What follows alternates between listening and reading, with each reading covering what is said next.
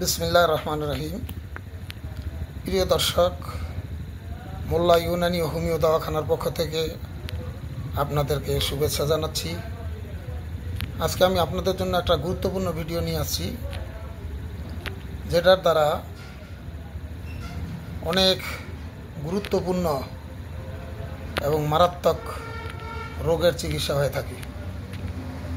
কারণ আমাদের দেশে সারা বছরই মশার কামড়ে বিভিন্ন ধরনের রোগ বেরোগ, অর্থাৎ বিশেষ করে ম্যালেরিয়া, ফাইলেরিয়া, ডেঙ্গু, এই সমস্ত জ্বরের প্রকোপ ঘটে এবং অনেক টাকা পয়সা খরচা হয়।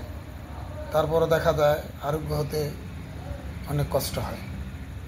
এজন্য আমি একটা সাধারণ জিনিস দিয়ে জ্বরের জন্য এবং আরও কয়েকটা রোগের জন্য একটা ফর্মুলা আপনাদেরকে দিতেছি।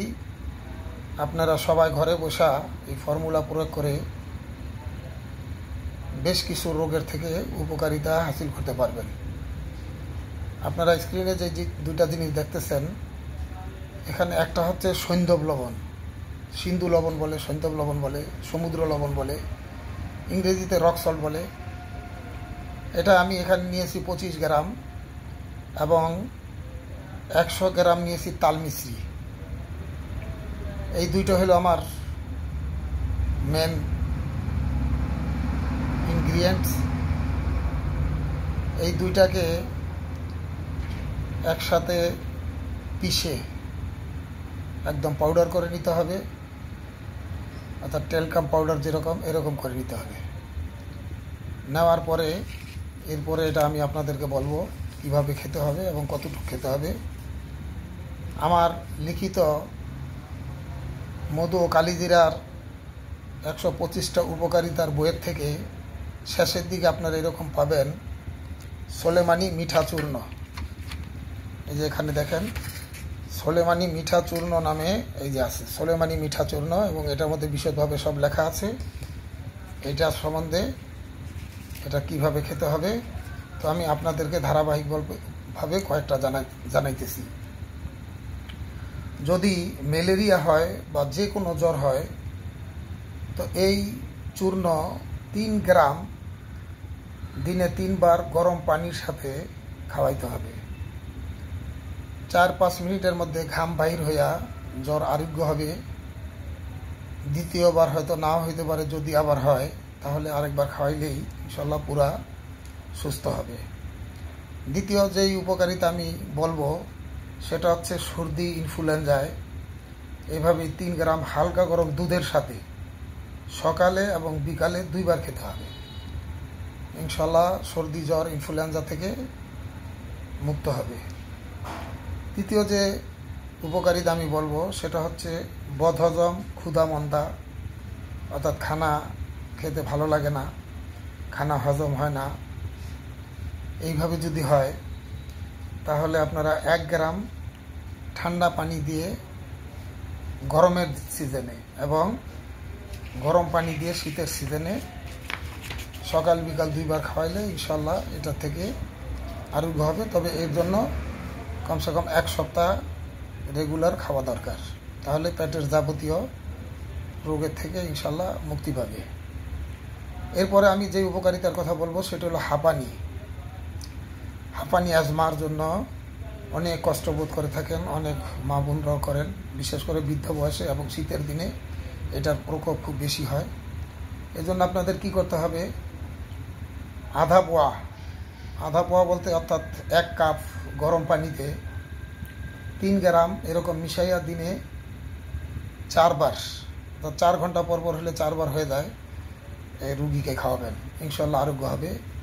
এরপর আমি যে ফায়দার কথা বলবো, উপকারিতার কথা বলবো সেটা হচ্ছে গ্যাস্ট্রিকের জন্য আমাদের কোটি কোটি টাকা প্রতি বছর খরচ হইতেছে এবং গ্যাসের একটা থেকে একটা এরকম আমরা ওষুধ খেয়ে যাচ্ছি, যার কারণে আমাদের এই ওষুধের কারণে কিডনি ড্যামেজ হইতেছে, কিডনির সমস্যা হইতেছে, কিন্তু আমাদের খাওয়া থেকে বিরত আমরা কেউ নাই।